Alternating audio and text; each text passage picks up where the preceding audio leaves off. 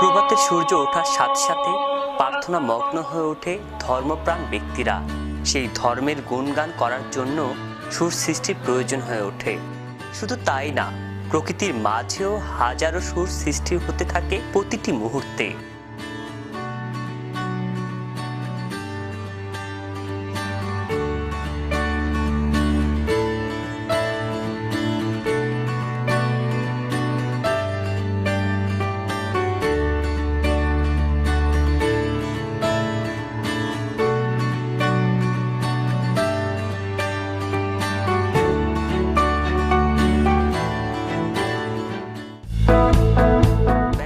পৃথিবীতে প্রতিটি মানুষ প্রত্যক্ষ পরোক্ষভাবে সঙ্গীতের সাথে সম্পর্ক রেখে চলে। নিজের অজান্তেই মানুষ গুনগুন করে গান গেয়ে যায়। কর্মক্ষেত্রে, অবসর সময়ে, সুখ দুঃখের প্রতিটি মুহূর্তে সঙ্গীতের আবহাওয়া না থাকলে হয়তো কোনো কিছু পূর্ণ মনে হয় না।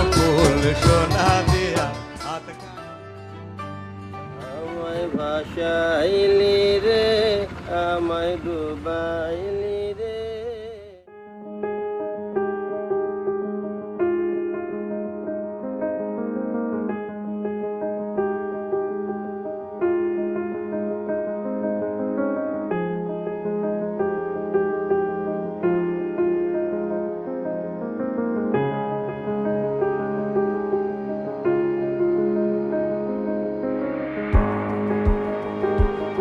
এখন শুধু মানুষের ব্যক্তিগত জীবনেই সীমাবদ্ধ নয় সঙ্গীত। সঙ্গীত সঠিক শুদ্ধভাবে শেখার জন্য অধ্যয়নের ব্যবস্থা গ্রহণ করা হয়েছে। উচ্চ মাধ্যমিক শেষ না হতেই বিশ্ববিদ্যালয়ে ভর্তি হওয়ার জন্য চিন্তা ভাবনা করে শিক্ষার্থীরা। আর প্রথমেই ঢাকা বিশ্ববিদ্যালয়ের প্রতিচ্ছবি চোখের সামনে ভেসে ওঠে সবার।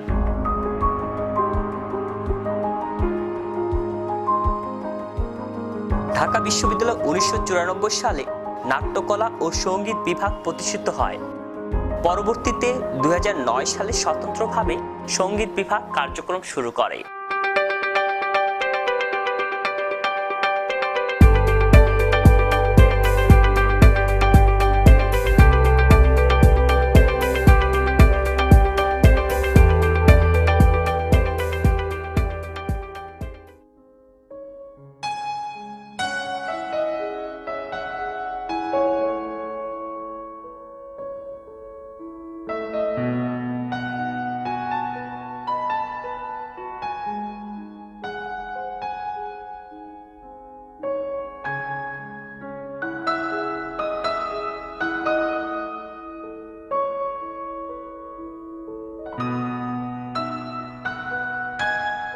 ঢাকা বিশ্ববিদ্যালয়ের এই সঙ্গীত বিভাগের এই যাত্রা দিন দিন আমি বলবো যে আমাদেরকে সমৃদ্ধ করছে, এবং আমাদের যারা উত্তরসূরি যারা আসছে, যারা গানকে ভালোবাসছে, এটুকু বলতে পারি যে আমাদের যে ছেলেমেয়েরা তৈরি হচ্ছে তাদের মনের মধ্যে কোনো সংশয় নেই। এই সঙ্গীতকে তারা অনেকেই হয়তো সঙ্গীত না শিখে এখানে এসে ভর্তি হচ্ছে, কিন্তু তারা সঙ্গীতকে ধারণ করার চেষ্টা করছে, উপলব্ধি করার চেষ্টা করছে। ফলে এইটুকু বলতে পারি যে তারা একজন ভালো, সুন্দর, সুস্থ মনের মানুষ হিসেবে জীবনে প্রতিষ্ঠিত হচ্ছে। এই যে সুস্থতা, এই অস্থির চারিদিকের যে আমাদের বর্তমান পরিস্থিতি, সেখানে এই সুস্থ মানসিকতা তৈরি করাটাও কিন্তু একটি বিশাল কাজ মনে হয় আমার কাছে। এবং সঙ্গীতকে আমরা সেই মাত্রায় এগিয়ে নিয়ে যাওয়ার জন্যে প্রত্যেকটি শিক্ষক এখানে অত্যন্ত সচেষ্ট, এবং তারা প্রত্যেকেই স্ব ক্ষেত্রে এগিয়ে যাচ্ছে। যারা সঙ্গীত প্রেমিক, যারা সঙ্গীতের সঙ্গে সহবাস নয়, যারা গান করে না বা যারা গান শেখেনি, আমি তাদেরকেও আমন্ত্রণ জানাবো তারাও যেন সঙ্গীতের সাথে সম্পৃক্ত হয়। সঙ্গীতকে আমরা বাণিজ্যিকরণের জন্য না, মনের যে তৃষ্ণা, মনের যে কষ্ট, দুঃখ, ভালোবাসা, প্রতিটি বোধের সাথে সঙ্গীত মিশে থাকুক সবার কাছে। একটা সময় ছিল না যখন হেকিমে ছিলেন কি মতো, বাপ আয়ুর্বেদের ডাক্তার, ছেলে বাপের কাছে শিক্ষা করতো তো ওই গুরুমুখী সব বিষয় ছিল, সায়েন্স বলো, আর্টস বলো, লিটারেচার বলো, সবসময় আগে এক সময় তাই ছিল। হ্যাঁ, উপর থেকে আসতো। সঙ্গীত বিশ্ববিদ্যালয় আরো বহু আগে থেকে ছিল। আমাদের দেশে ধরেই নেওয়া হয় যে গান শেখার কিছু নেই, গান শুধু গাইলেই হলো, সেটা কবিতা লিখলেই হলো, তাই না? তাহলে সাহিত্য করা করবো আমরা। গানে পড়ার আমার দৃষ্টি কিছু না, গানে পড়ার কি আছে সে এটা দূর থেকে যে বুঝতে পারার সাথে করতে আসবে। মিউজিক একাডেমিক হওয়া উচিত কি না এই প্রশ্নটাই এই যুগে 21 শতকে অবান্তর, কারণ মিউজিক সারা মিউজিক বহু দূর এগিয়ে গেছে।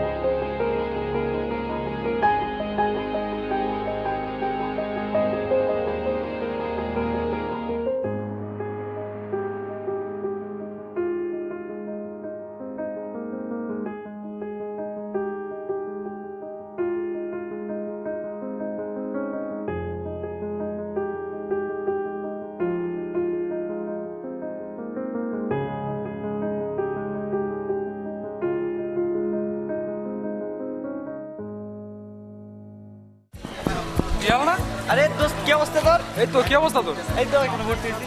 কোন ডিপার্টমেন্টে? মিউজিকে। মিউজিক? পড়াশোনা এই বিষয়ে? হ্যাঁ, কি হবে মিউজিক করে?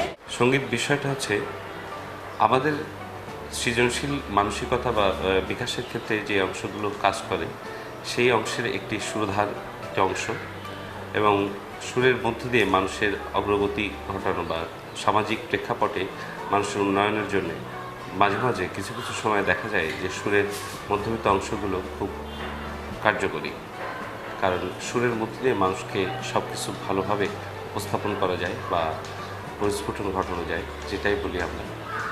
আর পাশাপাশি বলতে গেলে যে একটি শিক্ষিত শিল্পী প্রয়োজন, কারণ আমাদের দেশে শিক্ষা ও গবেষণা খাতে সঙ্গীতের মধ্য দিয়ে যে উত্তরণ ঘটানো সম্ভব, এটি শুধুমাত্র শিক্ষিত শিল্পী বা সুধী সমাজের পক্ষে অংশগ্রহণ করাটা একটি বিষয়। সর্বোপরি যে কথাটা বলা প্রয়োজন যে এই সাবজেক্টে পড়াশুনো করে সে ভালো মাত্রায় সে জেনে শুনে একটি রিসার্চের মধ্য দিয়ে সঙ্গীতটাকে উত্তরণ ঘটাতে পারবে।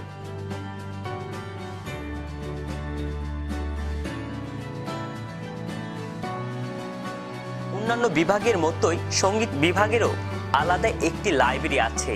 এখানে সঙ্গীত বিষয়ের উপর সহস্র বই রয়েছে, যেখানে শিক্ষার্থীরা প্রয়োজন মতো সঙ্গীত বিষয়ের উপর জ্ঞানার্জন করতে পারে।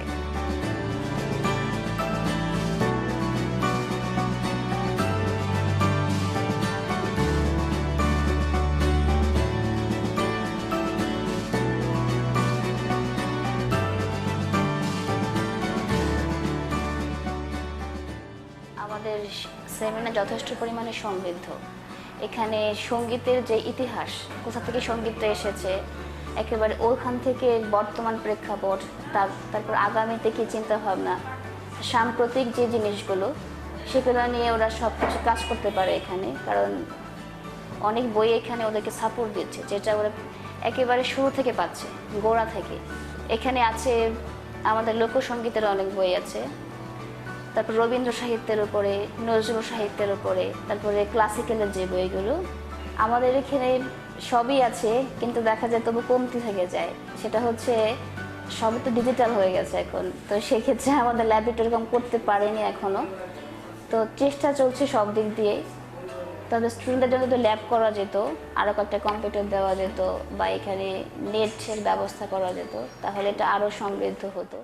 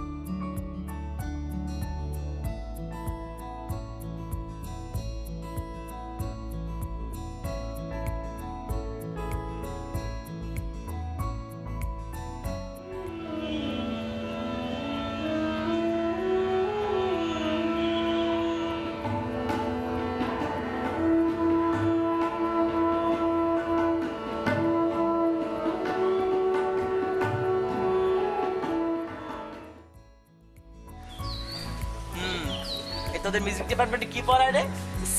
সারেগামা নাকি অন্য কিছু আছে? ঢাকা বিশ্ববিদ্যালয়ের সঙ্গীত বিভাগে আমরা আসলে 4টি ডিসিপ্লিনে ছেলে মেয়েদেরকে ভর্তি করাই। শাস্ত্রীয় সঙ্গীত, রবীন্দ্রসঙ্গীত, নজরুল সঙ্গীত এবং লোকসঙ্গীত। তো 4টি ডিসিপ্লিনেই মোটামুটি ছেলে মেয়েদের আগ্রহ কম বেশি দেখে থাকি। এই 4টি তো গেল মূল বিষয়, যেগুলোর ওপরে যেই 4টা বিষয়ের ওপর ছেলেমেয়েরা অনার্স এবং মাস্টার্স করতে পারে। এর বাইরে যেই কমন বিষয়গুলো, সম্মিলিত যেই সাবজেক্টগুলো রয়েছে তার মধ্যে অবশ্যই ভারতীয় সঙ্গীতের ইতিহাস রয়েছে। তার বাইরে সাংবাদিকতা, কারণ এর সাংবাদিকতা এই জন্যই শিখতে হয় যে এর পিছনে সঙ্গীত বিষয়ক সাংবাদিক কিন্তু আমাদের দেশে খুব কম গড়ে ওঠে, এবং কীভাবে কমিউনিকেশনে দর্শকের সঙ্গে মানে যে পারফর্ম করছে তার মানুষের সঙ্গে মানুষের, এই জিনিসগুলো অনেক কাজে দেয় পারফর্মিং আর্টসে।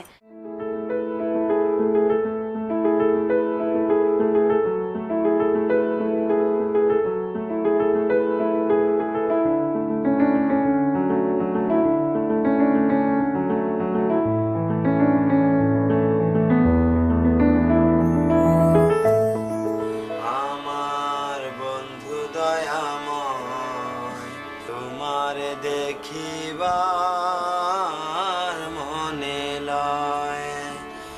আমার বন্ধু দয়াময়, তোমার দেখিবার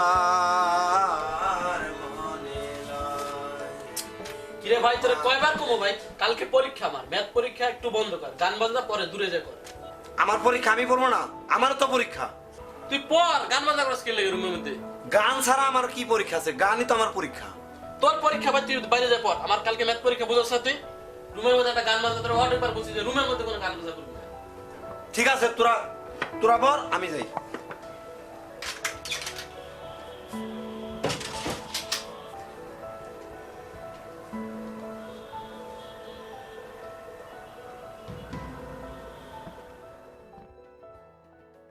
আপন ঘরের খবর নে না, আপন ঘরের খবর নে না। অনাসে দেখতে পাবি, অনাসে দেখতে পাবি কোনখানে সাহেবারাম খানা। আপন ঘরের খবর নে না, আপন ঘরের খবর নে না। সঙ্গীতে পড়ি, সঙ্গীত সাধনার জিনিস, সাধনা ছাড়া কোনো কিছু হয় না। তাও আবার সঙ্গীত যেহেতু এটা পারফর্মিং আর্টস, তো এটাতে বেশি পরিশ্রম, বেশি সাধনা প্রয়োজন। আমরা যারা হলে থাকি, বেশিরভাগ হলেই মিউজিক রুম নেই, যেটা আমাদের জন্য অনেক কষ্টকর। আমাদের প্র্যাকটিস করার জন্য অনেক সময় ব্যয় হয়। আর মিউজিক এমন একটা জিনিস যে কোনো হট্টগোলের মাঝে বা লোকজন জনাকীর্ণ অবস্থায় সেখানে প্র্যাকটিস করা যায় না। আমরা যারা হলে থাকি, বিভিন্ন হলে মিউজিক রুম নেই, যার ফলে আমরা ভালো মতো রিহার্সেল বা প্র্যাকটিস করতে পারি না। এর ফলে আমাদের রেজাল্ট ভালো আসে না তেমন।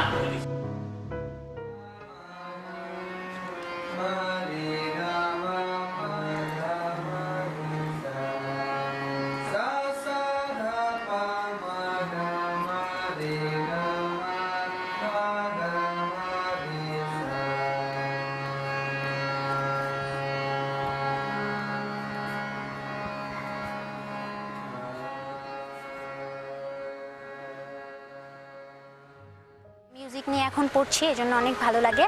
আর রোকেয়া হলে থাকি, আমাদের হলে একটা মিউজিক প্র্যাকটিসের জন্য একটা রুম আছে। সেই রুমে সিরিয়াল দিয়ে তারপরে মিউজিক করতে হয়। তো মাঝে মাঝে প্রবলেম হয়, কারণ যখন পরীক্ষা থাকে তখন সবার পরীক্ষা থাকে, তো হচ্ছে সিরিয়াল পাওয়া যায় না। আর তাছাড়া এমনিতে যারা মিউজিক করে না তারাও অনেক সময় মিউজিক রুমে গিয়ে থাকে, এজন্য একটু প্রবলেম হয়। দেখ ভাই, তুই এগুলো মিউজিক নিয়ে পড়ে থাকিস না, এটার কোনো ভবিষ্যৎ নেই। এগুলো মিউজিক করে, এগুলো ধান্দা করে কোনো কাজ নাই। তুই অন্য ধান্দা করিস, মিউজিক করতেছে।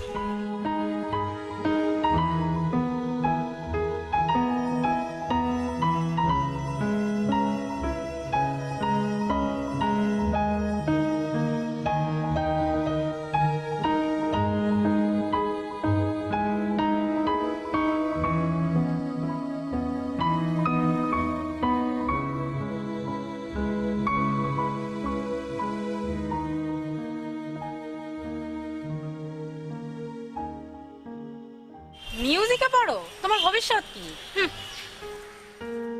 এটার কোনো ভবিষ্যৎ নেই। মিউজিকে পড়ো, তোমার ভবিষ্যৎ কি? এটার কোনো ভবিষ্যৎ, তোমার ভবিষ্যৎ ভবিষ্যৎ এটার কোনো ভবিষ্যৎ।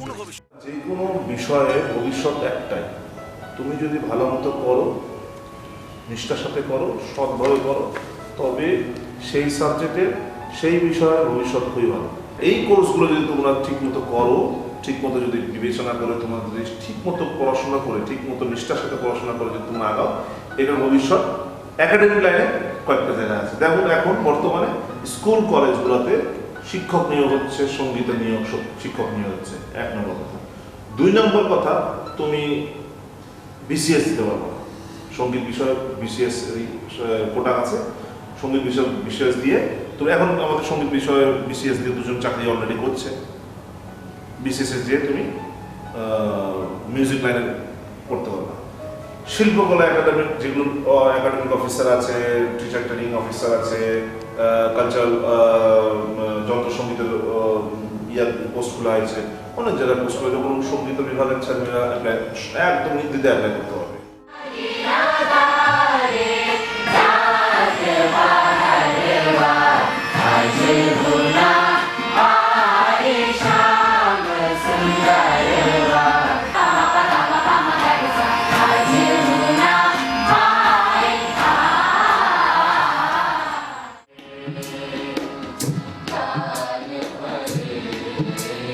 সঙ্গীত অধ্যয়নের মধ্যেই সীমাবদ্ধ থাকে না শিক্ষার্থীরা। বছর জুড়ে সকল প্রকার জাতীয় অনুষ্ঠান সহ বিভিন্ন অনুষ্ঠানে অংশগ্রহণ করে থাকে।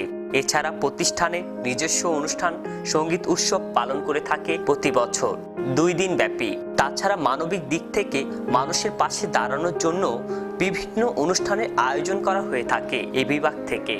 আমি রুবাইয়াত ইমেহজাবিন, সঙ্গীত বিভাগের প্রথম বর্ষের ছাত্রী। সঙ্গীত নিয়ে পড়াশোনা করাটা আসলে অনেক আগে থেকেই স্বপ্ন ছিল। যদিও আমার ব্যাকগ্রাউন্ড সায়েন্স, অনেকেই বলে যে সায়েন্সে পড়াশোনা করেছো, এখন মিউজিকে পড়ছো, কিন্তু আমার কথা হচ্ছে যে আমি ছোটোবেলা থেকেই গান শিখি। গান আমার জীবনে অনেক বড় একটা অংশ, আর এই জন্যেই ইচ্ছে ছিল গান নিয়ে বিশেষ কিছু করা, গানটাকে ভালোভাবে আয়ত্ত করা, এটা নিয়ে জীবনে ভালো কিছু একটা করা, আর আমাদের দেশের সঙ্গীতের উন্নয়ন করা। তো এইটা করার জন্য আমি মনে করতাম যে একটা বড় প্ল্যাটফর্ম এই ঢাকা ইউনিভার্সিটি, আমি তাই মনে করি। আর এই কারণেই ইচ্ছে ছিল যে ঢাকা বিশ্ববিদ্যালয়ের মতো জায়গায় মিউজিক নিয়ে পড়াশোনা করা, আর সেই জন্যই মিউজিকে ভর্তি হওয়া। আমার কাছে মিউজিকটাকে ছোটোবেলা থেকে একটু সায়েন্সের চেয়ে বেশি ক্রিয়েটিভ মনে হয়।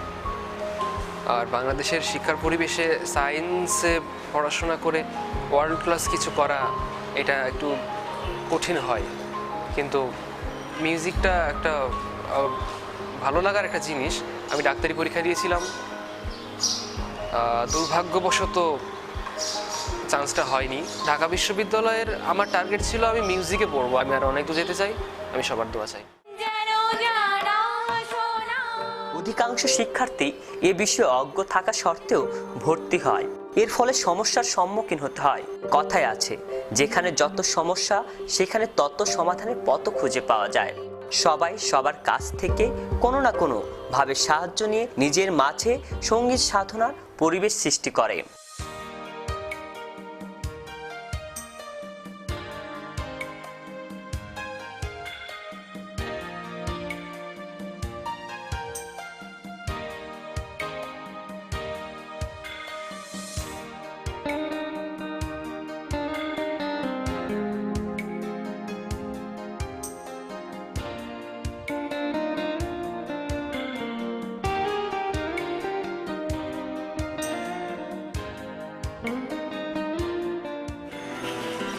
নিষ্প্রাণ নগরীতে ঝিঝিরা ঘুম,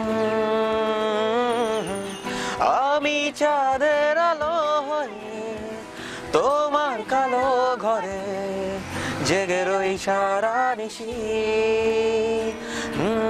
এতটা ভালোবাসি, এতটা ভালোবাসি, একই অপরূপ সুন্দরতা স্বপ্নে বর্ষা রাতে আমি ভিজে ভিজে মরি মিছে মগ্ন, প্রভাতে দেখি ভীষণ।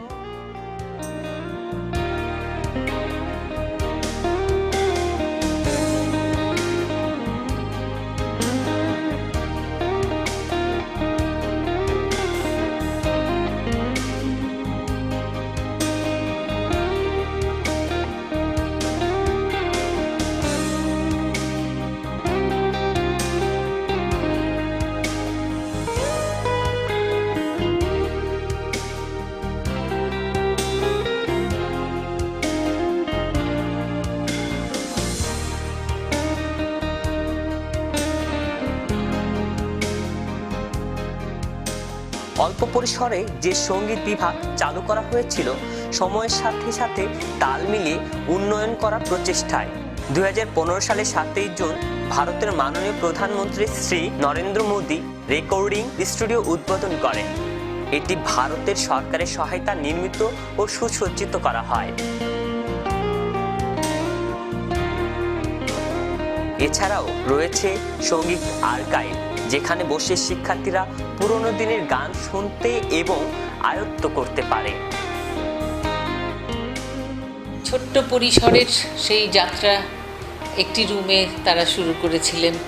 আজ আমরা একটি বিশাল আয়োজনে আমরা পেয়ে গেছি, একটি ফ্লোর পুরো পেয়ে গেছি কলা ভবনের মতো একটি সুন্দর জায়গায়।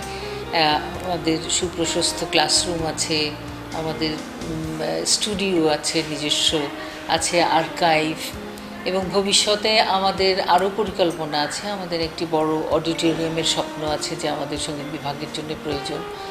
সঙ্গীতের সাথে যারা থাকছেন তাদের এটি খুবই জরুরি একটি বিষয়। তো এভাবে আমরা অনেক দূর এগিয়ে যাচ্ছি। স্মরণ করছি ডক্টর মৃদুলকান্তি চক্রবর্তীকে, যার শুরুতে আজকে আমরা এখানে পৌঁছেছি, এবং সঙ্গীত একটি আলাদা ফ্যাকাল্টি হিসেবে আমরা দেখতে চাই সঙ্গীতকে, এবং সেই জায়গায় আমরা পৌঁছতে পারবো বলে আমার বিশ্বাস। সঙ্গীত আমার কাছে সাধনা। আমি বলবো সাইলেন্স এবং সাউন্ড দুটো জায়গা থেকেই কিন্তু মিউজিক আসে। সঙ্গীত আমার কাছে মনে হয় একটা ইবাদত। সঙ্গীত সূক্ষ্ম অনুভূতির প্রকাশ ঘটায়। সঙ্গীতই আমার ধর্ম, আমার কর্ম, সব কিছু। সঙ্গীত জীবনের ভারসাম্য আনে। সঙ্গীত প্রার্থনার একটি শ্রেষ্ঠ অংশ। সুস্থ সমাজ সংস্কারে সঙ্গীতই একমাত্র হাতিয়ার।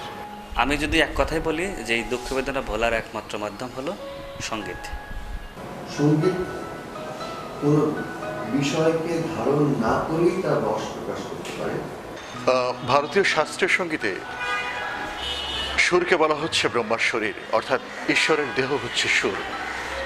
যেমন দেহকে ছোঁয়া যায়, প্রাণকে ছোঁয়া যায় না, তেমনি গানের কথাকে ছোঁয়া যায়, কিন্তু গানের সুরকে কিন্তু ছোঁয়া যায় না। ওটা হচ্ছে ইনফিনিট। আমরা জানি অসীম যেখানে সীমার মধ্যে চলে আসে সেখানে হয় ছবি, আর অসীম যেখানে সীমাহীনতায় চলে যায় সেখানে হয় গান।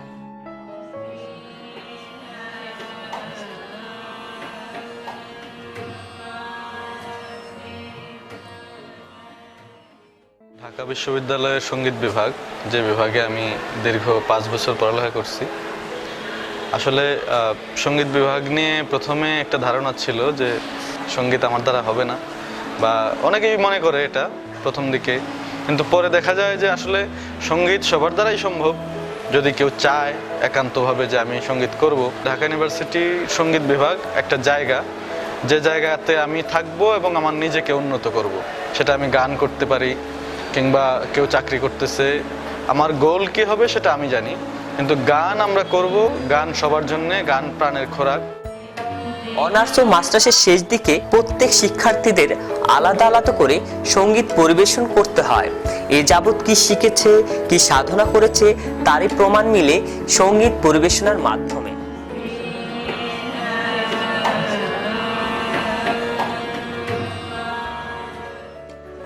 ডিন সাউথ রাখতে আমার জীবনের বড় প্রাপ্তিগুলোর মধ্যে সবচেয়ে একটি বিশাল প্রাপ্তি। আসলে যখন থেকে সঙ্গীত বিভাগে ভর্তি হয়েছি, বড় ভাই বোনদের দেখতাম যে তারা তাদের মেধার জন্য এই পুরস্কারটি পাচ্ছে। আসলে তখন থেকে এই বাসনাটা আমার মধ্যেও ছিল যে কেন আমি নই।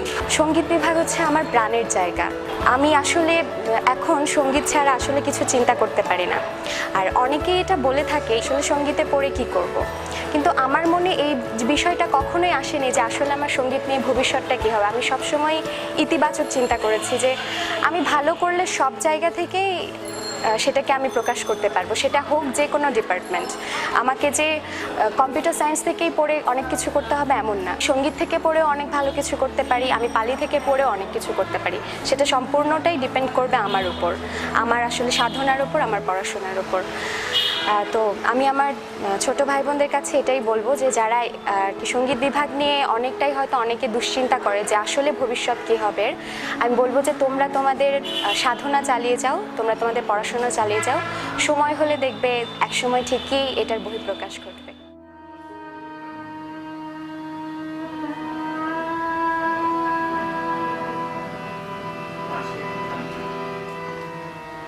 জয়